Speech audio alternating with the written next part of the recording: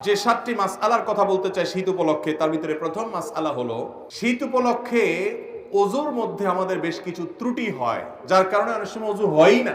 শীতের সময় আমাদের ত্বকটা শুকনা থাকে, চামড়াটা সাধারণত কি থাকে, একটু শুষ্ক থাকে। তো যার কারণে আপনি যদি পানি দেন, দেখবেন যে শুধু পানি দিয়ে দিলেই ভিজে না, একটু ভালো করে কি লাগে, ডলতে হয়।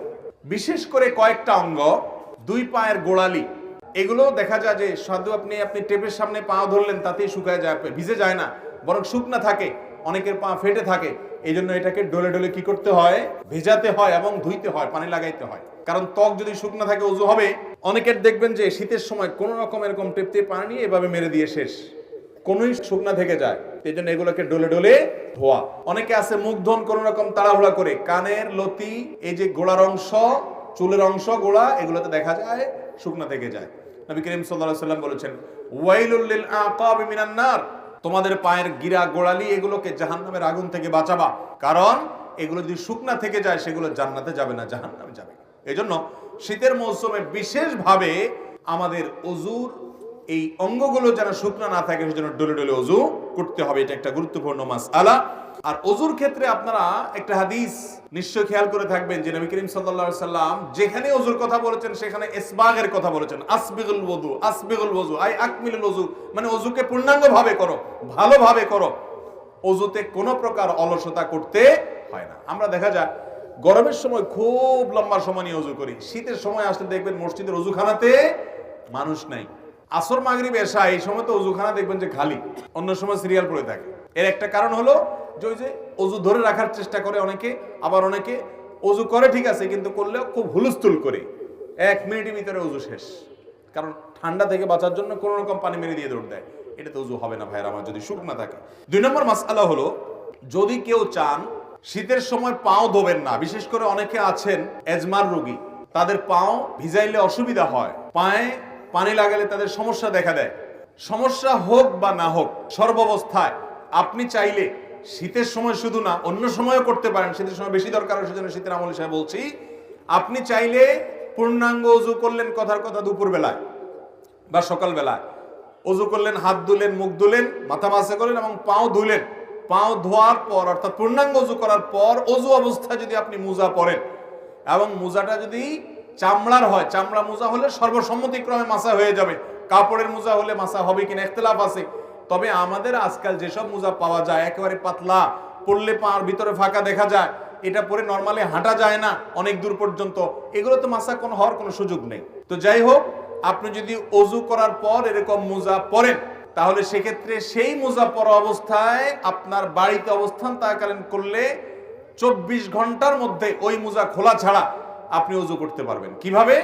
আপনি হাত ধুলেন, মুখ ধুলেন, মাথা মাসে করলেন, পা ধোয়ার সময় আসলে আপনি ভিজা হাত দিয়া পায়ের উপরে, তলায় না, উপরে এরকম করে একটা টান দিলেন ডান পায়ে, আবার আরেক হাত ভিজায়া বাম পায়ে এরকম একটা টান দিলেন, বা ভিজা হাত দিয়া দোনো পাও আপনি টান দিলেন। তো এইভাবে মাসাহ করার মাধ্যমে পাও ধোয়ার কাজ হয়ে যায়। এবং এটি আহলুস সুন্নাহ ওয়াল জামাতের গুরুত্বপূর্ণ একটা আকীদা যে তারা আহলুস সুন্নাহ ওয়াল জামাতের সকলেই মাসাল হুফাইন বা মুজার উপরে মাসা করাকে জায়েজ মনে করে। নবী করিম সাল্লাল্লাহু আলাইহি সাল্লাম মাসা করেছেন, আলী রাদিয়াল্লাহু তাআলা কে নির্দেশ করেছেন, বিধায় মুজার উপরে মাসা করলে সওয়াব কোনো কম হবে।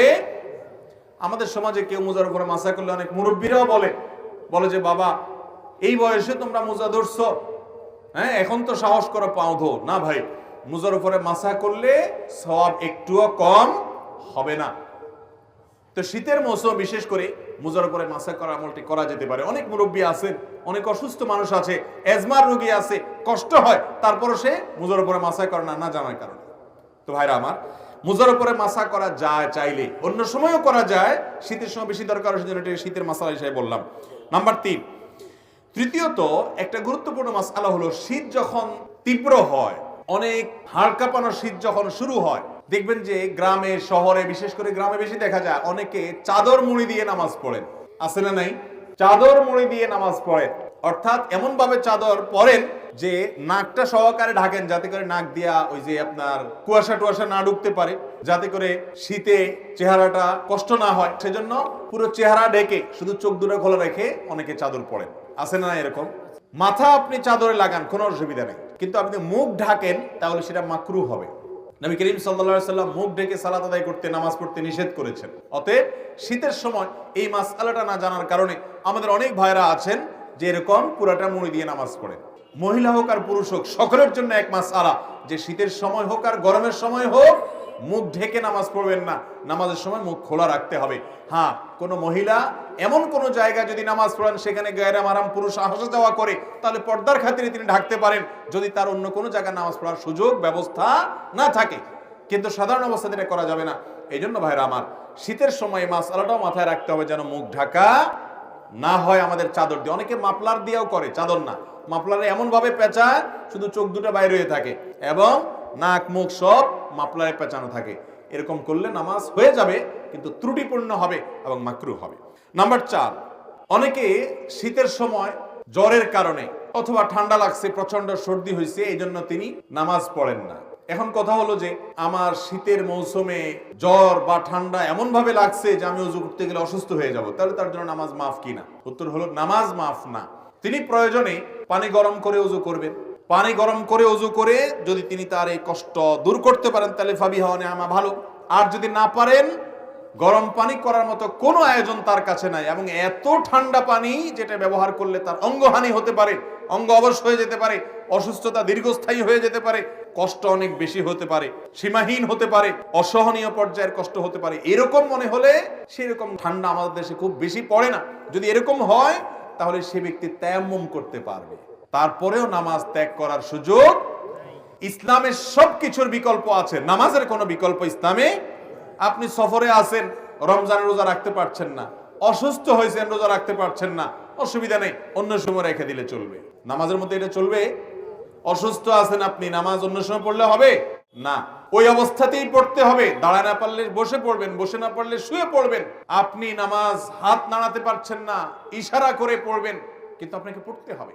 মোহতারাম হাজিরিন, সেই নামাজ আমরা অনেকে পড়ি না, অনেকে অবহেলা করি।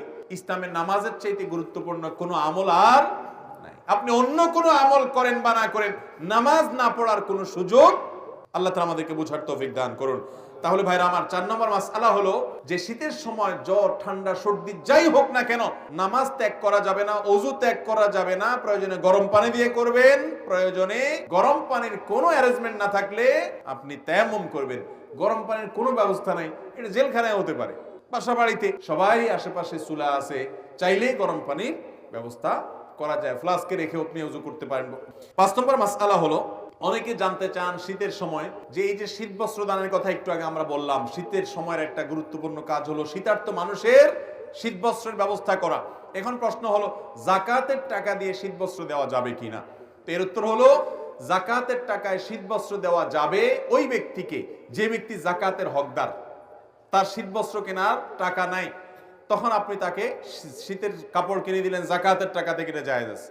কিন্তু আমরা সুন্নাহ ফাউন্ডেশন থেকে বা আরো বিভিন্ন সামাজিক সংগঠনগুলো যে শীতবস্ত্র বিতরণের উদ্যোগ নিয়ে থাকে, সেখানে যাকাতের টাকা আপনারা দিবেন না।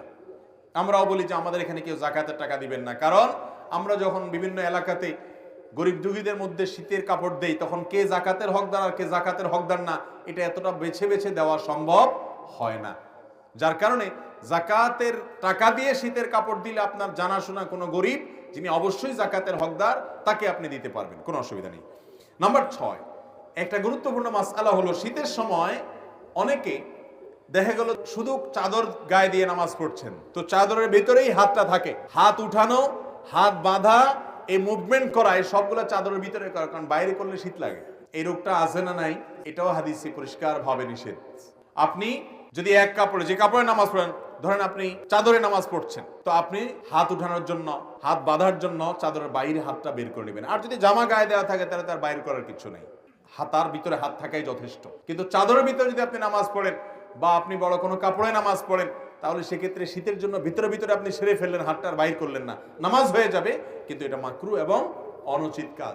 শীতের সময় এই কাজটা অনেক বেশি হয়ে থাকে, এটা লক্ষ্য রাখতে হবে। এটা 6 নম্বর মাসআলা। 7 নম্বর মাসআলা হলো, শীত একটু বেশি হলে, গরমের সময় দেখা যায় গরম একটু বেশি হলে কিছু মানুষ দেখবেন যে শীতের মা বাপ 14 গোষ্ঠী তুলে গালি দেয়। দেখছেন আপনারা? গালিগুলো তো আর আপনাদের কারো অজানা না, আশেপাশে বিভিন্ন মানুষ দেয় না, মা তুলে, বাপ তুলে। শীতের আবার মা বাপ আছে, সেই মা বাপ তুলে মুখ খারাপ করে, লানত দেয়। তিরমিজির হাদিসে আসছে, নবী করিম সাল্লাল্লাহু আলাইহি ওয়াসাল্লাম বলেছেন, কোন ব্যক্তি যদি এমন কোন বস্তুকে, আল্লাহর এমন কোন সৃষ্টিকে যদি লানত দেয় যে লানত পড়ার ক্ষেত্র না, তাহলে সেই লানতটা তার উপরে বর্ষণ হয়। ভাইরা আমার আগের বক্তা আলোচনা করছেন রাগ দমন করা নিয়ে। এসব ওয়াজ হয় না আজকাল, দরকারি ওয়াজ ভাই। রাগ দমন করতে হবে। অনেক নামাজি মানুষ কিন্তু বদমেজাজি আছে না নাই? দাড়িওয়ালা মানুষ সবই ঠিক আছে মাশাআল্লাহ, মেজাজটা এত বিশ্রী যে একজন ইমানদার এত বিশ্রী আচরণ হওয়ার কথা।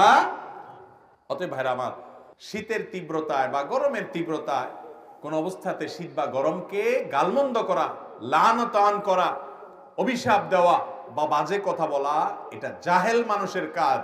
ইমানদার তো শীত যত তীব্র হবে তার জাহান্নামের কথা তত বেশি স্মরণ হবে, সে তত আরো ভালো কথা বলবে, আরো বিনম্র হবে, আল্লাহর কাছে পানা চাইবে, বাজে কথা বলবে না।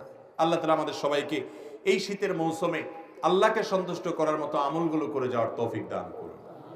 এবং শীত উপলক্ষে যেসব মাসআলার ব্যাপারে আমাদের বিশেষ যত্ন থাকা উচিত, সতর্ক থাকা উচিত, সেগুলোর পরে আমরা যেন বিশেষভাবে সতর্ক থাকতে পারি, যত্নশীল থাকতে পারি। আল্লাহ তাআলা আমাকে, আপনাকে, আমাদের সবাইকে আমল করার তৌফিক দান করুন।